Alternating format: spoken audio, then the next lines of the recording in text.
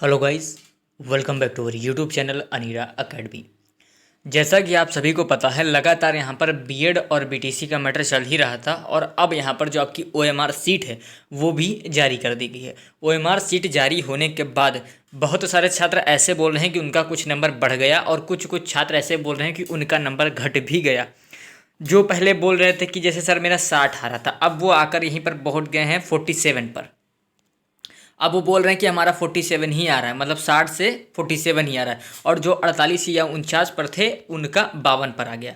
मतलब किसी किसी के नंबर बढ़े हैं और किसी किसी के नंबर घटे भी हैं। तो मैं आपको बताने वाला हूँ कि ओएमआर आने के बाद आपकी कट ऑफ कितनी जाने वाली है। साथ ही ये जो मैटर चल रहा था, अभी बीएड चल क्या रहा था, चल ही रहा है, कब तक चलेगा इसका कोई निर्णय नहीं है। आप सभी को पता है, जब पटना हाई कोर्ट ने यहाँ पर बोल दिया था कि बीएड बाहर हो जाएगा, ये पटना हाई कोर्ट के द्वारा बोला गया था, क्योंकि पटना हाई कोर्ट ने ये भी कहा था कि 11 तारीख को जो फैसला आया था माननीय सुप्रीम कोर्ट से वही मान्य होगा सभी स्टेट में। लेकिन यहाँ पर जो बिहार सरकार है उसने जो एसएलपी दायर की उसके हिसाब से उसने समानता के अधिकार पर ये कहा है कि जो हमारी भर्ती आई हुई थी वो आपके डिसीजन से पहले आई हुई थी, और साथ ही अगर आपका डिसीजन भी आ गया तो उसके बाद बीएड वालों को एग्ज़ाम क्यों कराया गया। तो बिहार सरकार ये चाहती है कि बीएड वाले छात्रों को भी यहाँ पर भरा जाए। क्योंकि एक बात यहाँ पर आप सभी को शायद पता है कि नहीं पता है, एक बात ये है कि जो आपके बिहार सरकार है, बिहार सरकार में जो डीएलएड उम्मीदवार हैं यानी डीएलएड के छात्र हैं उनकी संख्या काफ़ी कम है।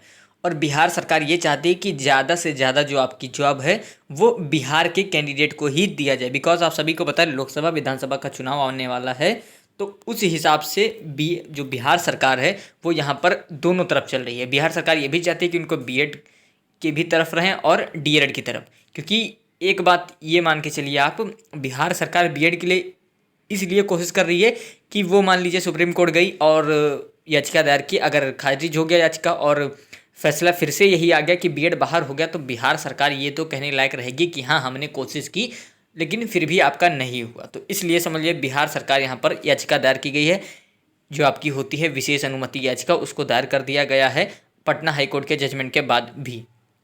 अब जरा यहाँ पर देखिए, अब कट ऑफ का बहुत बड़ा खेल होने वाला है, बहुत सारी चीज़ें चेंजेस होने वाली है। चलिए मैं आपको दिखा देता हूँ। और हाँ, अगर आप चैनल पर नए हैं तो सब्सक्राइब ज़रूर करिएगा। बिहार शिक्षक भर्ती साथ ही सभी शिक्षक भर्ती से संबंधित अपडेट मिलती रहती है। चलिए यहाँ पर देखिए, यहाँ पर अनारक्षित के लिए कितना सीट है देख सकते हैं। यहाँ पर 2 सेकंड में इसको थोड़ा डाउन कर दूँ। हाँ, यहाँ पर देखिए 13,397, ऑलमोस्ट 13,400 सीटें रखी गई हैं। और जो महिला है जिनके लिए अनारक्षित है उन ये तो सीटें दे दी गई थी इनको। अब यहाँ पर देखिए मेन क्या है, ये सीट देखिए। अगर आप बिहार से हैं, बात को ध्यान से सुनिएगा, अगर आप बिहार से हैं और जर्नल से नहीं हैं, ईबीसी बीसी एससी एसटी किसी से भी हैं, अगर आप बिहार से हैं तो मैं आपको बता दूं जो आपकी मिनिमम क्वालिफाइंग मार्क्स है, अगर उतना ही नंबर आ रहा है तो भी आपको बिल्कुल भी टेंशन नहीं लेना। आप एकदम ईजिली ये एग्ज़ाम निकल जाएगा आपका, बिल्कुल भी परेशानी होना, आपका ज्वाइनिंग तक हो जाएगी। अगर आप बिहार के हैं और जर्नल से नहीं हैं तो इस बात को आप फिर से ध्यान से सुन लीजिए। आपको ज़्यादा कंपटीशन के बीच में पढ़ना ही नहीं है। अगर मिनिमम क्वालिफाइंग मार्क्स जो आपके लिए निर्धारित किए गए हैं उतने ही नंबर आपके बन रहे हैं तो बिहार के जो रिजर्व कैंडिडेट हैं वो आपके सेफ हो जाएंगे। सिर्फ और सिर्फ जो आपकी फ़ाइट होने वाली है वो यहाँ पर आपका जर्नल में फ़ाइट होने वाली, क्योंकि आप सभी को पता है जर्नल में तो आपके बिहार के कैंडिडेट तो है ही हैं। आप सभी को पता है जर्नल में बिहार के तो हैं, लेकिन जितने भी बाहर से कैंडिडेट आए हैं, क्योंकि आप सभी को पता है जैसे आपका झारखंड हो गया, उत्तर प्रदेश हो गया, इधर से बहुत सारे कैंडिडेट आपके बिहार बीपीएससी में पेपर देने पहुंचे थे। और एक यहाँ पर फ़ायदा है, और उसमें आधे से ज़्यादा बता रहा हूँ बीएड वाले थे। अब आप सभी को इतना पता होगा कि हाँ देखिए, मैं दोनों कट ऑफ बताऊंगा, फिर बीएड को लेकर भी हो और बीएड को छोड़कर दोनों कट ऑफ बताऊंगा, ताकि दोनों कैंडिडेट ध्यान से सुन ले, समझ जाएं कि हाँ अगर बीएड जुड़ता है तब कट ऑफ क्या जाएगी और बीएड नहीं जुड़ता है तब कट ऑफ क्या जाएगी। देखिए ध्यान से सुनिएगा बात को। अगर यहाँ से जितने भी कैंडिडेट गए हैं अदर स्टेट से, तो मैं मान सकते हैं आप उसमें कि जो बीएड के कैंडिडेट हैं वो भी काफ़ी ज़्यादा हैं। अगर जैसा कि माहौल चल रहा है बीएड अगर बाहर होता है, देखिए चांस बन रहे हैं, मैं किसी के तरफ नहीं बोल रहा हूँ, लेकिन हाँ आप मान के चलिए लगभग 70% के ऊपर ही मान के चलिए बीएड बाहर ही होगा। इसी शिक्षक भर्ती से जो बीपीएससी का चल रहा है जिसमें मैं बता रहा हूँ, इसी से बीएड बाहर हो जाएगा। लेकिन हाँ ये कोई कंफर्म नहीं है, बाकी आगे क्या होता है देखा जाता है।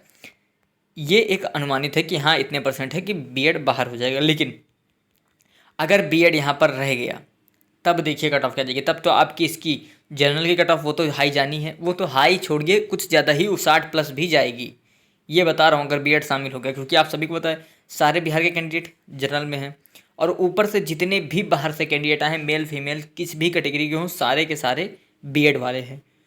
तो वो चीज़ें बहुत ज़्यादा इफेक्ट डालेंगे और कट ऑफ आपका बहुत ज़्यादा जाएगा। और सिर्फ इसी में नहीं, कट ऑफ आपका जो अदर जो आपके रिजर्व हैं, जो रिजर्वेशन भी मिलता है, उनके भी कट ऑफ काफ़ी हाई जाने के चांसेस हैं।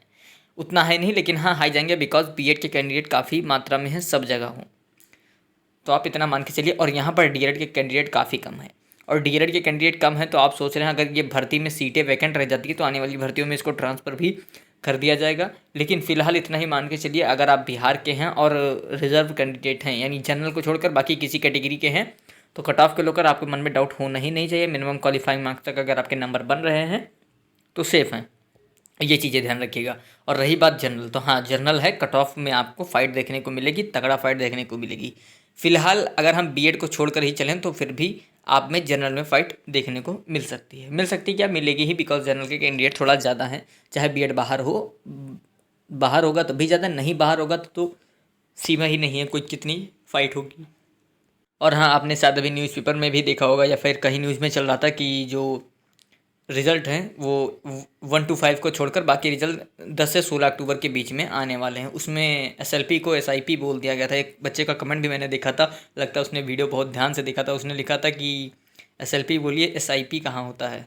तो ये चीज़ें चलिए वो सबको हटाते हैं। हाँ, बात सिर्फ इतनी सी है कि आपका अगर बीएड बाहर रहता है, कट ऑफ आपकी रिजर्व कैंडिडेट की बिहार की लो जाएगी, जनरल में फ़ाइट देखने को मिलेगा।